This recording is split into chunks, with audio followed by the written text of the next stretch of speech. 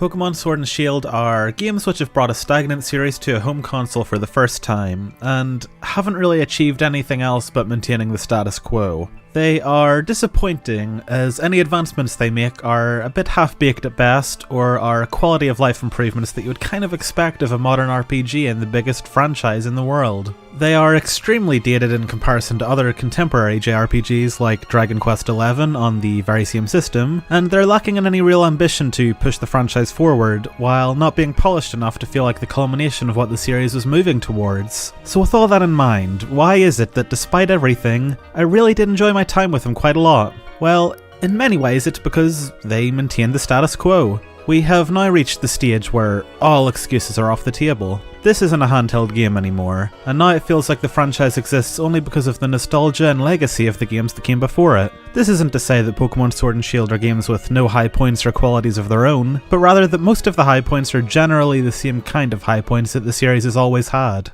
The capacity for depth in the battles remains the same as it has for the past few generations. The designs of the Pokémon themselves continue to be strong, with a lot of standout examples this time, like Hatterene, Dragapult, Centiskorch, or old favourites like Ponyta.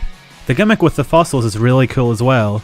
You get like different fossil halves and have to put two together to make these absolute abominations.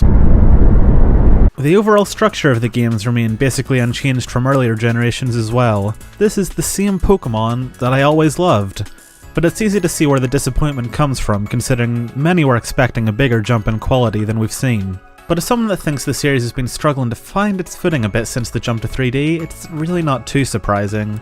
While it's true that in many ways, Sword and Shield failed to modernise the series, there are a lot of reasons why I enjoyed them anyway. I think my favourite aspect of Galar has to be the focus on the gyms. Gyms have always been the milestone that the player must cross in every generation to date, but only in Sword and Shield have they finally been given the scope and grandeur you'd expect them to have. You know, if the gym challenges are such a big deal in the world the games take place in, it's only natural they would have massive crowds, cheering fans and cameras watching the whole time. If anything, it's surprising it took them so long to do something like this. The games do a great job in this regard. Details like the gradual decline in the number of other contestants you see in each challenge goes a long way to make it feel like you actually are a good trainer for once. The encounters with the gym leaders have a much greater sense of anticipation and build-up as well, with no music and nothing but the sound of the crowd while you first meet them. The clean transition into the battle with the start of the amazing gym leader battle music makes the gyms perhaps some of the strongest in the series to date.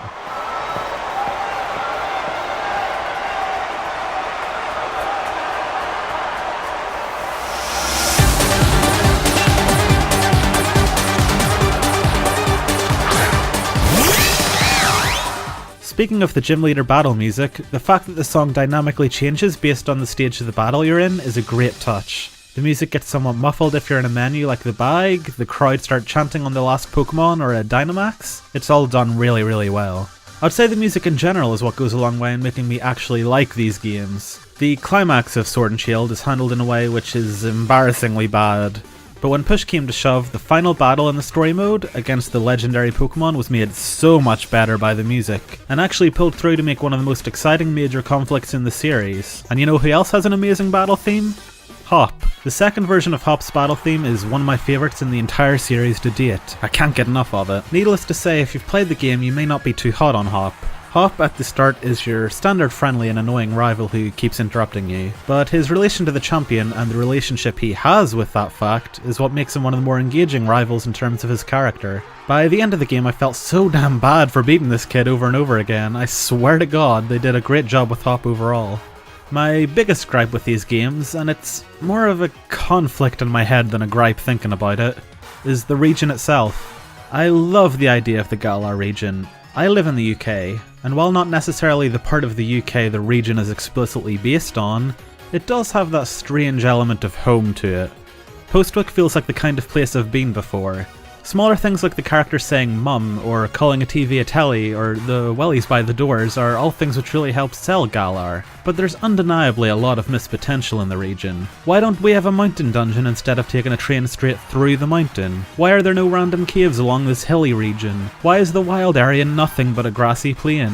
Why are there 2 mine dungeons in the game? And why are they sandwiching the first and second gyms right at the start of the game? Why are the towns so empty? Look at Winden. This is a ghost town. Where is everyone? At the stadium? I mean, there's definitely some problems with the world itself. A common complaint is that the routes are too linear, but to be honest, I really don't see it. This is definitely a problem in the mines compared to the caves in previous generations, but overall I think the routes have always been very linear, and there's some good examples in this game where the routes do have wider areas or multiple areas to go through, so I'm not really sure that I agree with people on this criticism. The wild area, while definitely having disappointing elements, is a shining example of how the series can further improve on the already established formula without completely reinventing the wheel or straying too far from the strengths of the series. Having a big, open area to run around along with the standard routes is a great balance. Next time I hope they go even bigger with it and have some more variety in the locales. It would be so cool to have like a mountain area or an underground cave area, a proper forest, a beach. There's a ton they could do with the wild area.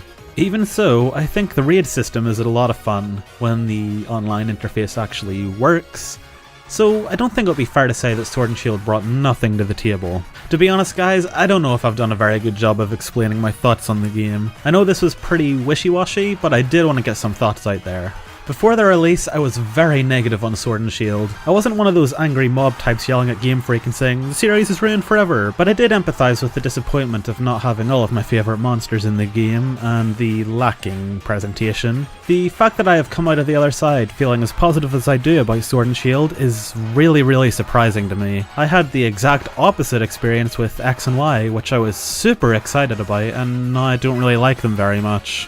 In the end, I think Sword and Shield are good games, with a solid number of high points and just as many disappointing ones. I really enjoyed them anyway, and I hope they can iron out the issues I had for the next games.